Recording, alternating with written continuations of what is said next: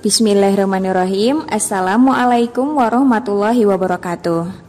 Hai anak-anak, bagaimana kabarnya hari ini? Semoga anak-anak selalu sehat dan tetap semangat. Hari ini Ustazah Nisa akan mengajarkan pelajaran PPKN kelas 5. Kita akan belajar tema 7 subtema 1. Materi yang akan kita pelajari hari ini adalah faktor keberagaman sosial dan budaya. Anak-anak, persatuan menduduki peranan yang sangat penting dalam kehidupan berbangsa dan bernegara. Dan persatuan tak mungkin terwujud tanpa menyadari dan mengelola keberagaman yang ada. Keberagaman atau perbedaan dapat menjadi sumber yang memperkuat persatuan, namun juga dapat menjadi sumber perpecahan.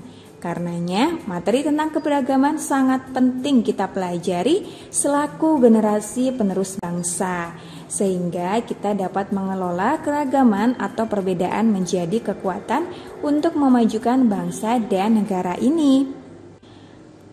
Indonesia merupakan negara kesatuan yang masyarakatnya majemuk, artinya beraneka ragam. Bangsa Indonesia sendiri terdiri atas beberapa suku bangsa yang menyebar dari Sabang sampai Merauke. Ada beberapa faktor keberagaman sosial dan budaya di Indonesia. Yang pertama adalah faktor keturunan atau ras. Yang kedua, faktor suku di Indonesia. Yang ketiga, faktor perbedaan kondisi geografis. Yang keempat, faktor pengaruh kebudayaan luar. Nah, anak-anak, dengarkan penjelasan Ustazah berikut ini ya. Yang pertama tadi adalah faktor keturunan atau ras. Keturunan atau ras di Indonesia sangat beragam. Berdasarkan ciri-ciri fisiknya, masyarakat Indonesia dapat dibedakan menjadi 4 kelompok ras sebagai berikut. Yang pertama, kelompok ras Papua Melanezoid. Yang kedua, kelompok ras Negroid. Yang ketiga, kelompok ras Wedoid. Yang keempat, kelompok ras Melayu Mongoloid. Di samping kelompok ras tadi, masyarakat Indonesia juga terdiri atas kelompok warga keturunan Cina atau ras Mongoloid, warga keturunan Arab, Pakistan, India, ras Kaukasoid, dan sebagainya yang hidup berdampingan membaur menjadi warga negara Indonesia. Masyarakat Indonesia tidak mengenal superioritas suatu ras dan tidak menganut paham rasialisme. Apa itu paham rasialisme? Paham rasialisme yaitu paham yang menyatakan bahwa suatu ras tertentu lebih mulia dibandingkan dengan ras yang lain. Di Indonesia tidak menganut paham itu ya anak-anak. Yang berikutnya adalah faktor suku di Indonesia. Anak-anak, masyarakat Indonesia terdiri dari beberapa suku. Ada suku Aceh, suku Melayu, suku Batak, suku Betawi, dan masih banyak lagi. Suku-suku yang ada di Indonesia, kalau kita bedakan, intinya perbedaannya itu terletak pada bahasa dan adat istiadat serta sistem kekerabatan. Misalnya adat istiadat, upacara pembakaran mayat Ngaben di Bali. Kemudian perbedaan adat istiadat yang menunjukkan perbedaan kebudayaan yang tampak dari pola perilaku atau gaya hidup. Misalnya pola perilaku orang Batak yang suka bicara terus terang sehingga terkesan tegas dan keras. Berbeda dengan pola perilaku orang Jawa Tengah, khususnya Solo dan Jogja yang suka berbicara hati-hati penuh dengan sindiran secara halus. Kemudian bahasa daerah. Tiap suku bangsa biasanya memiliki bahasa daerah tertentu.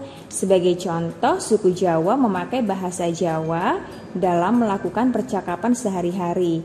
Begitu juga dengan suku-suku bangsa lainnya menggunakan bahasa daerahnya masing-masing.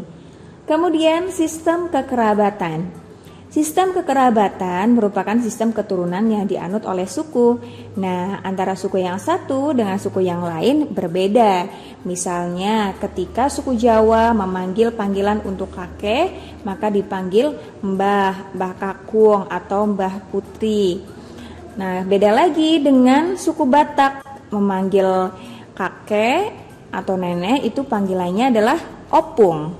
Nah, begitu juga dengan suku-suku yang lain memiliki panggilan yang berbeda-beda. Selanjutnya adalah faktor perbedaan kondisi geografis. Perbedaan kondisi geografis turut berdampak pada munculnya berbagai ragam mata pencaharian. Contohnya perikanan, pertanian, kehutanan, dan perdagangan. Nah, kondisi geografis di sini maksudnya adalah lingkungan tempat tinggalnya. Contohnya yang tinggal di pantai kebanyakan bekerja sebagai nelayan. Kemudian yang tinggal di daerah gunung atau di daerah yang dekat hutan sebagian berprofesi sebagai petani, pedagang, dan masih banyak lagi. Kemudian faktor pengaruh budaya dari luar. Nah, bangsa Indonesia adalah contoh bangsa yang terbuka. Keterbukaan ini dapat dilihat dari besarnya pengaruh asing dalam membentuk keberagaman masyarakat di seluruh wilayah di Indonesia. Pengaruh asing yang pertama ialah ketika orang-orang dari India, Cina, dan Arab kemudian disusul oleh orang-orang dari Eropa. Bangsa-bangsa tersebut datang dengan membawa kebudayaannya masing-masing, sehingga akhirnya menjadikan makin bertambahnya keragaman yang ada di Indonesia. Anak-anak, adanya keberagaman sosial dan budaya di Indonesia menjadi suatu kebanggaan bagi kita semua. Dengan pembelajaran hari ini seputar faktor keberagaman sosial budaya di Indonesia, semoga menjadikan kita semakin bangga dan juga bisa melestarikan kebudayaan yang ada di Indonesia. Kiranya cukup sekian pembelajaran hari ini. Sampai jumpa lagi pada pembelajaran PPKN selanjutnya. Sekian dari Ustadzah Nisa. Wassalamualaikum warahmatullahi wabarakatuh.